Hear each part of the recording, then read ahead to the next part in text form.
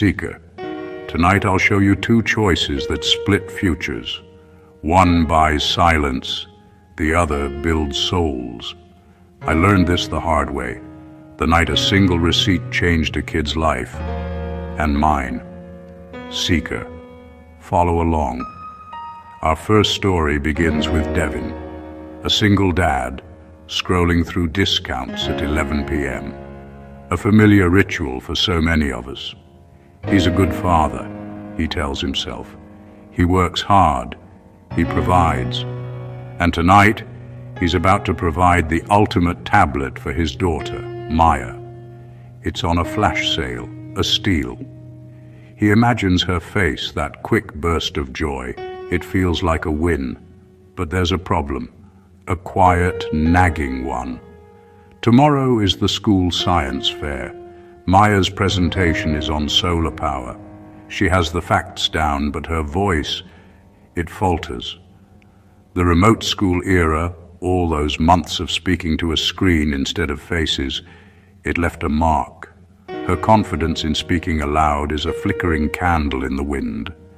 She stutters when she's nervous, and the thought of presenting to a crowd of parents and teachers is a storm gathering on her horizon. Devin knows this.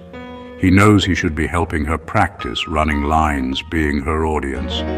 But the tablet, it's so much easier. It's a tangible solution, a click, a delivery, a guaranteed smile. Practicing with Maya? That's messy. It requires patience, navigating her frustration, her tears. It requires him to be present, fully. The temptation to buy the gear, to outsource the joy, and avoid the hard work of connection is immense. It's the modern parent's dilemma, isn't it, Seeker? The choice between a present and your presence. He adds the tablet to his cart. His thumb moves towards the checkout button. And then the climax twist you never see coming. The lights flicker and die. The house plunges into darkness. The Wi-Fi is gone. The phone in his hand is just a cold slab of glass. Silence. Then a small voice from the hallway. Dad? In that forced quiet, another choice emerged. He found candles. He found the cardboard boxes from his last online order. And for the next 2 hours, by flickering candlelight, they didn't just practice her presentation. They built it. A miniature solar city crafted from recycling bin treasures. He didn't just listen to her words. He coached her breathing. Breathe in, Maya. Feel the floor. Now, tell me about the sun. He became her anchor. The next day at the science fair, Maya stood by her cardboard city. She still stuttered once or twice. It wasn't perfect, but she didn't panic. She took a breath, looked at her dad in the crowd, and continued. She didn't win for the most advanced project. She won the Community Impact Award. The judge wrote, "For a presentation delivered with incredible bravery and heart." Devin never bought the tablet. He didn't need to. He had given her something far more valuable. The moral is simple, Seeker. Presence is always greater than presence. Now let's follow that thread to our second story. Meet Zara, a brilliant product manager at a tech firm. Or she was. The email was cold, corporate. As part of a strategic restructuring, we've all heard the stories, Seeker. The great tech downsizing. 1 minute you're on a ladder, the next, the ladder's gone. Her first instinct, numb the shock.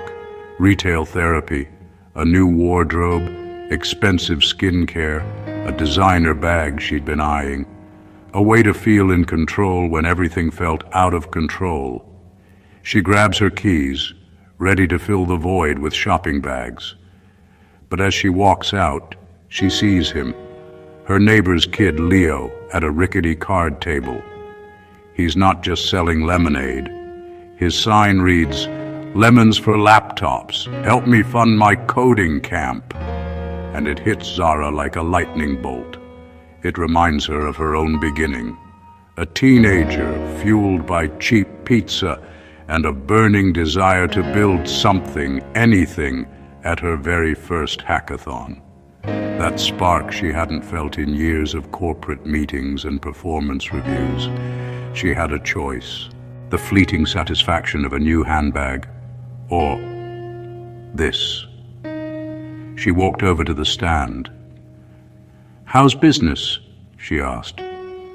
That weekend, Zara didn't go shopping. Instead, she spent it with Leo. She didn't just give him money, she gave him her expertise. They didn't just talk about code. They built a prototype for a small civic app, a tool for neighbors to share resources, inspired by the very mutual aid stories that defined the post-pandemic era. She rebuilt her portfolio, not with metrics of corporate success, but with a story of community and passion. 2 weeks later, she had an interview. They were less interested in her last role and more interested in the civic app. The hiring manager said, "We can teach anyone to manage a team. We can't teach them to lead with heart." She got the job. The layoff, which felt like an ending, became the catalyst for her true beginning. Because skills, Seeker, they don't just accumulate. They grow when they are shared. If you reach this far, Seeker, type "I choose time" in the comments. Now breathe, because the last story ties it all together, and it's my own. I am the Ghost King, and I confess. I once bought quiet with gadgets. My niece, Lila, was staying with us, a bright, funny kid who was slowly withdrawing into a screen. Our family talked less. Our house was tidy, but our hearts were not. We were doom-scrolling through dinner, communicating through group chats from opposite ends of the sofa. The silence was punctuated only by the click of a mouse or the ping of a notification. It was the illusion of peace. I had a cart full of the latest tech, ready to buy another layer of silence, another distraction. But looking at Lila, her face illuminated by that cold blue light, I saw the truth. The receipt for those items wasn't just a dollar amount. The real cost was our connection. So I deleted the cart, and I made a new plan. I declared the start of the Sunday Mess Club. No agenda, no goals, just one rule. We had to make something together, and it was okay to fail. We started with pancakes that looked more like abstract art. We went on bike rides where we actually talked, not just rode. We built forts that collapsed spectacularly. One Sunday, Lila tried baking a cake. It was a disaster. It imploded.